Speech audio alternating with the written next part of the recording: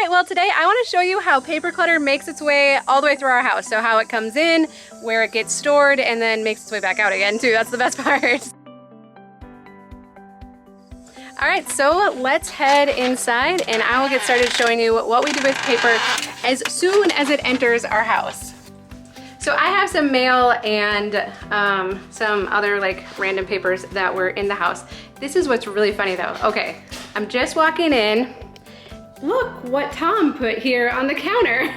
What? It's almost like you knew I was doing a video on paper clutter today. What did I do?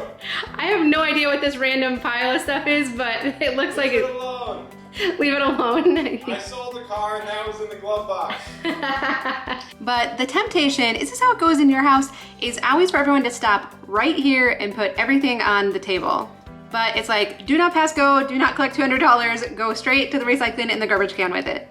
This is a pile that we're gonna talk about in just a minute, so we'll get to that. But truly, like many of you, as soon as we get home, I head right to the garbage and throw away or recycle anything that we clearly don't need. And so I left this pile here intentionally to show you this is what used to happen, is that we always had this pile of paper at the end of our island. Like it was just like a staple. Like it was just always there. It was always taunting me and it just always hung over my head and I never wanted to deal with it. And then, I don't know, do you ever do this? Like if someone's coming over, then I might move it like over here and then I'd set it next to the stove. Unless it was someone who like real company, then it would go on the floor in my bedroom. And then most often it never actually came out again. And I think that's what I've learned about paper clutter, is that it's the old piles that are the scariest, that are the most daunting, that we have absolutely no idea what to do with, no longer know what's in it. And so we build it up to be this huge thing that we don't want to deal with. And so I have to continually tell myself, here, I just dropped my paper on the floor.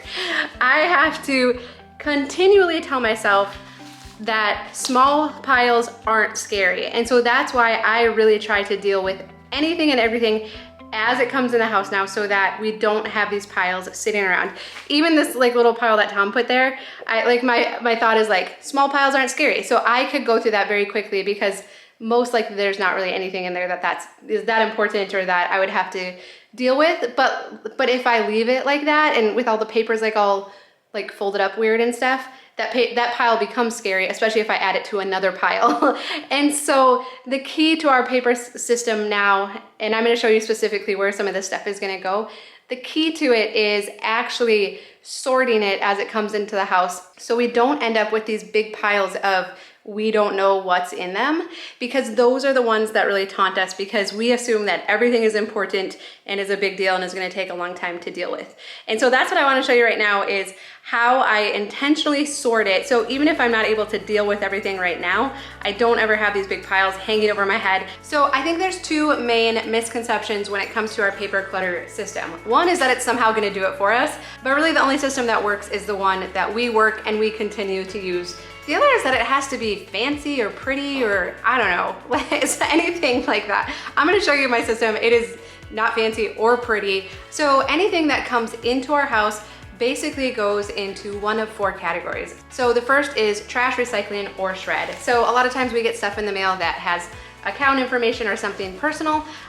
For this stuff, if there's not a lot to do, I don't even bother shredding it. I just rip it up over the garbage can and toss it in. Also keep in mind that anytime we get coupons in the mail, these are designed to get you to spend money, most often on things that we were not already planning on buying. And so if it is a coupon for something that I had no intention of buying before I saw it, it automatically goes in the garbage, because it's marketing, it's trying to get me to spend money, and it's another thing that I have to keep track of, and then it's gonna cost me money. So no sense in even being tempted by coupons. For me, those go directly in the recycling or the garbage. So the second category is to-do or action items. It might be RSVPing to a wedding. We get these rebate slips from our local home improvement store, or this, have any of these lying around, the good old Amazon return. And so my rule now is that when these things come into the house, if I can complete it in 3 minutes or less, then I just deal with it right away. And it depends on the day or what time, you know, when I'm getting home. But it is amazing to me how when I tackle these things right away, I can get it right off of my plate. It does not have to hang over my head anymore. But like if I don't have time to fill out the rebate in the envelope right now, then I have a spot for my to-do items that I'll show you in just a second. And then we have our things that just need to be filed or archived that I don't have to do anything else with. So receipts for our taxes, I'll show you where those go. Or we just got this in the mail, which is the title to our new camper. And so things like this that are very important documents, these actually go in our safe. And so what I do with this is I put this on top of the fridge and Tom takes it from there. If we've been friends for any amount of time, you know that usually when vehicle titles come in, Tom sells them before they even make it into the safe. And so I just let him deal with all of those. I'm waiting for a comment. No comment? Haha. Everybody's a comedian. Everyone's a comedian. And so I'll show you where I file everything in just a minute. And then the last container, and this is my newest addition to our paper clutter system, is the time will tell container. How to ADHD calls it the slow paper bin, I think because it's, I don't know, the stuff is slowly making its way out of your house again. But I love this because it takes away any indecision. Well, actually, let's head over there. I'll show you where my to-do stuff is and my time will tell, and we'll talk a little bit more about this. Okay, so like I said, first step is the garbage and recycling, or super important documents, which go on top of the fridge for Tom, that will eventually make their way in their safe. And then we walk over here to this new area that we created. And this last cabinet on the end here, I have designated for our paper stuff. So I'm gonna show you where I'm gonna put this stuff in there now. All right, so I have my pile of stuff here. And this is literally what I try to do, is just to deal with the stuff as I come in, because again, big piles are scary, little piles are very manageable. So I have to remind myself, like if we keep up on it, not that big of a deal. If we let it go, big annoying pain in the butt, right? All right, so in here is where I keep my time will tell bin, or you can call it a slow paper bin, you can call it whatever you want. I don't know, I don't wanna make a decision right now bin. So that's down here. And so I've showed this before, but you know, I'll put like plant catalogs. These were some paint samples that I got for our new camper, which is very exciting, but where do you keep stuff like that, right? Like I didn't wanna try any of this stuff. I'm not keeping it forever, so I didn't want to archive it in my phone or on my computer, because that's just more inventory that I have to continue to manage. When I decide I don't want these paint samples anymore, I don't want them anymore. I want them gone, like just totally gone. So this was a great spot for them. And this is where, like, we just got this, let's see, how to stop wild parsnips from spreading, right? Like, so if I thought like, hey, I would like to look at that, I just don't have time to look at it now, I can put it in there and it'll still be there. So this has been awesome, and this has definitely been one of the biggest keys to not having the piles on the counter anymore, because it officially has a home. And once it starts to get full, then it's very quick to go through it, because most likely the stuff at the bottom has expired.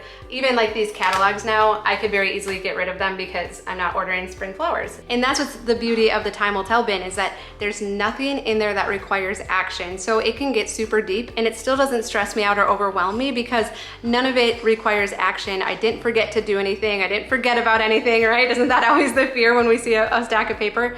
I didn't forget anything. I put it all in there very intentionally and kept the to-do items out of it. And then down here is where I keep our files that we use all of the time. So bills, if we didn't have any bills in the mail today, I guess, lucky us, I guess.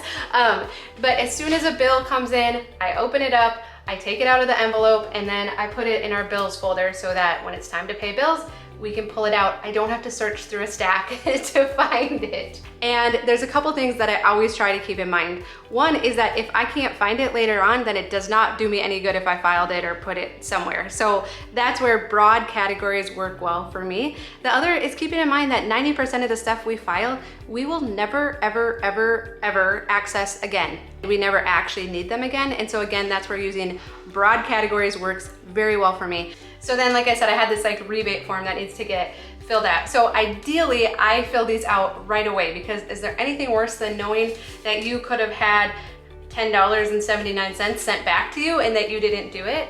And so that's where this clipboard comes into play now. So this is my to-do clipboard now. And so I just stick that on there and then I hang it back up. And what I like about having it on a clipboard is it cannot hold very much, but I can grab this and take it with me. I could use a bin too, but I don't know, there's something about having it hang this way that it's very easy to like see what's on there and to grab it. And so this has been working really well. If you had a lot of stuff though, I could see where having like a bin would be nice for that. And again, back to filing stuff, I try to file it right away. I used to be the person that would just like have a 2-file bin or let it stack up, and that did not work. That stressed me out and got overwhelming.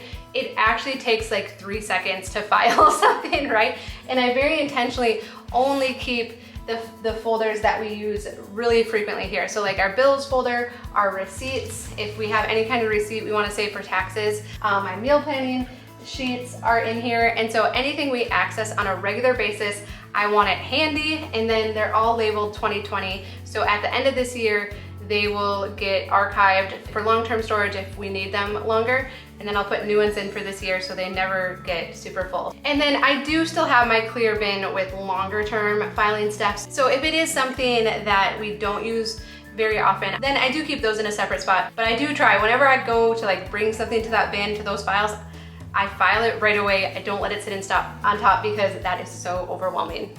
And I've said this before, but I do think if at all possible, I think it's wise to keep your paper clutter station outside of the kitchen. Kitchens, you know, they're really busy and active and they just get cluttered up so easily. And so if possible, I think it's really good to keep it out of the kitchen. I'm trying to think what other types of paper clutter that I'm probably forgetting. Like any kind of calendar event, if the kids bring home a calendar, I always try to put those into my phone right away. I don't want to have to try and keep track of the paper calendar or the card or anything like that. I just put events into my phone right away, and then if I need to share it with anyone else like Tom or my mom or my sister, then I try to do that too right away, because we just have, you know, there's just it becomes just too much to keep track of. And I found that it's just much easier for me, for our family and our household, if we just keep any kind of event saved in the calendar in our phone. And I think my all-time favorite thought on paper clutter comes from Marie Kondo. She says, our goal with paper is to not keep any of it. So let's be really selective when we're deciding what to keep, even if it's just going into our time will tell bin, remembering that everything we keep in our house is inventory that we have to manage, and it adds to our mental load, all of the things that we have to remember. So unless we truly know that we're gonna use something, let's not keep it just in case or for someday. The other thing I think that's really helpful to keep in mind is how easy or hard is it to replace? Again, coupons, like I said, they're designed just to get us to spend money. So very easy to replace, not much lost if we don't keep it. Camper titles, on the other end, very important, right? So this, obviously, I treat differently than this. I want to take good care of this. I want to make sure I know where it goes. But again, if it all just ends up in a pile on the counter, it can sometimes be hard to keep it all straight. So by at a bare minimum sorting stuff as it comes into your house, it makes a huge difference. And I think you find, like us, we don't have these massive piles sitting around anymore. So that has been a game changer for me and has made it so paper clutter isn't so stressful in our house. So remember, big stacks are scary until we break them down, and little stacks are manageable. So always attack the little stacks whenever possible. But if you do have some big piles of paper clutter sitting around your house, we do have some other videos where we talk all about what to do with that. I also have a video that talks more in depth about how I set up my file folder system, so I'm happy to link to that down below as well. And I don't want to forget to mention that our Simple Homes and Homeschools group is open right now as well, and paper clutter is actually one of the things that we're going to be tackling coming up in September. So we're going to dedicate the whole month to a clean slate, to getting these systems fine-tuned and put in place in our house.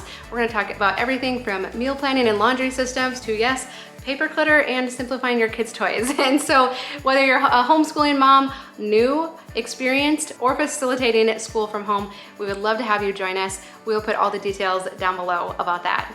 All right, well, I hope this helps, and I'm excited to hear your ideas as well. We will definitely look forward to visiting with you again soon.